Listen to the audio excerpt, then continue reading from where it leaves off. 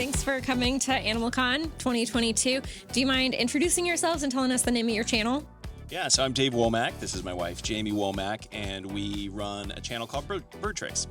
Easier to say the first time. Yeah. BirdTricks. There we go. So what kind of birds do you keep and educate people about? Yeah, so we have a range of different types of parrots, all the way from budgies to macaws and everything in between. So we have an African gray, we have a galah cockatoo, just pretty much all the things. And then we work with a lot of client birds, so we really get to see the range and variety that is offered in parrot species. And so you do training of people's pet birds and working with them, or advice on how to take care of them? We train the people. Yeah, it's the birds are going to do what they're meant to do. We just have to modify the humans' behavior to get more what we want out of the birds. And so we offer all sorts of different training courses that they can go online and watch, or we even do like in-homes and master classes and things where we teach really one-on-one. But ultimately, our goal through our YouTube channel is to help get people educated and then pull them into our store and let them know, like, hey, there's all these other products that are going to answer all your questions much better so that you can address the challenges that your bird's presenting and you can fix those at home without needing us is our goal. Yeah, and is some of the things you create like enrichment for them? Because I know that they're really smart animals. Yeah, so we really believe that enrichment kind of comes in just how you care for them. So bathing, for example, even though people just don't really look at it as enrichment, it truly is. And you can make it really fun, as well as feeding. So we want to feed the right foods, but you can do that really simply through just like wrapping it up in a big piece of lettuce or something like that, where they can destroy it, they're having fun poking at it, but it's super simple and not time consuming, where people are just like, oh, that's going to take way too much time, I can't implement that daily. We like to give really easy solutions so that people feel like they can accomplish what we're going after. How did you guys get to the point that you are now, where you have all sorts of birds? Did you start with one and you grew enamored? What happened? Kind of a long story. So at 13, I decided to sell my pet turtle and become a magician. And so I bought some doves and I trained and I practiced and I entered competitions at 15 years old. At 17, I won my first gold medal world championship and came back the next year, and I wanted to do something different. And so I wanted to add my parents' macaw to the act. Well, this macaw was a crotchety old guy, and he just sat on the cage, just mean, biting, screaming. Well, I picked up an old scientific book on training, and I went through and I trained this bird how to do a card trick and realized, lo and behold, all of a sudden this bird's nice. And so it kind of snapped in my brain at that moment that, hey, you know what? We could create some content and sell it to PetSmart. Still never sold anything to PetSmart. However, it developed into a much larger thing for ourselves to be able to just independently distribute it. But when it comes to performing with parrots on stage, we started incorporating more and more into our show and toured the world with them, and we had to become expert trainers to be able to have the birds perform at a 99.9% success rate. And we just found that through that background, we encountered all sorts of problems that wouldn't exist in reality, but we're able to benefit the bird owners by taking what we applied on the road and helping teach that to different bird owners.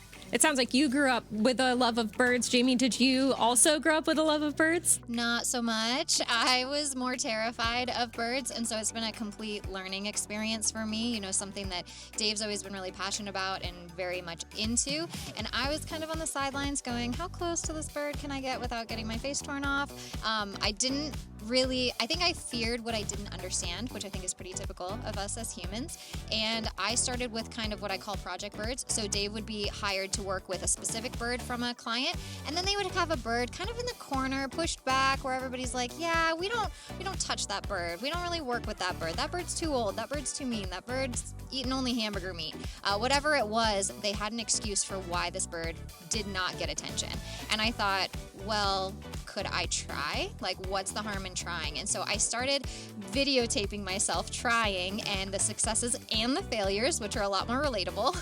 And people really enjoyed it, and it kind of took off, and I've probably learned the most. The birds are the best teachers. So that's kind of where I kind of came into my own, is learning about these animals, and my confidence came through being able to read body language by myself versus being like, Dave, is this a safe environment? So it kind of came that way. What is the favorite species for each of you to work with? I think my favorite species is the species I have not yet worked with. That's where I get a lot of fulfillment from, because I feel like I learn the most, because you can't necessarily apply what you do with a macaw with a cockatoo. They're just not going to respond the same, and I find that so interesting. So I just finished a project bird cockatiel, and as difficult as that was, which I did not expect it to be difficult, it was such an amazing learning experience. So yeah, for me, it's the species I haven't yet worked with yet. I think for me, it changes based on what we're doing. So we take our birds, we do outdoor free flight, and those birds are going to be my favorites for that trip. But then I might like this red-tailed black cockatoo because it's super challenging and nobody knows anything about it. So I'll enjoy that aspect as much. But I don't know, I would have to say probably macaws. If I had to like pick one species, macaws across the board, I feel like I can read them really well and work well with them, where cockatoos and Amazons not so much. I've seen on your channel, you really make sure to educate people about know what you're getting into when you get a bird. So I guess for our viewers, what would your advice be for someone that's interested in keeping birds? Look at your local rescues, because parrots are the third most popular pet in the entire world, the number one most rehomed. Like, really let that sink in with you. It's not only their lifespans, it's their intelligence level. It's the fact that we just don't know what we don't know when we get into them, and it can be really complicated. And so although there's really cute viral videos of them for 8 seconds on TikTok that look very compelling, if you have to deal with that for 24 hours a day, it's a different story. And so I think just do your research, go to a local rescue or sanctuary and see why those birds ended up there, and see if you can handle that, because that's really what we're looking at. Can you handle the biting, the screaming, the plucking, the noise, the mess, all of the things that accompany a parrot? And our mission is really saving parrots one person at a time. And so our goal is to educate those people the best that we can. But ultimately, when people are doing their research, they really have to be careful who they're listening to. There's a lot of people online giving bad information with good intentions.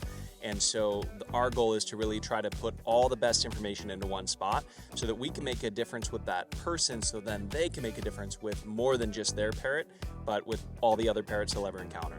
Well, thank you guys for your time. Our pleasure. Thank you.